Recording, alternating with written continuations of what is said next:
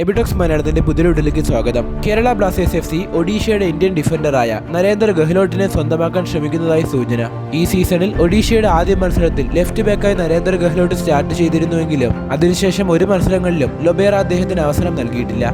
ഇതുതന്നെയാണ് താരത്തെ ക്ലബ്ബ് വിടാൻ പ്രേരിപ്പിക്കുന്നതും. നിലവിൽ ബ്ലാസ്റ്റേഴ്സ് നരേന്ദർ ഗെഹ്ലോട്ടിനെ സ്വന്തമാക്കാനുള്ള ചർച്ചകൾ പുരോഗമിക്കുകയാണ് എന്നാണ് സൂചന.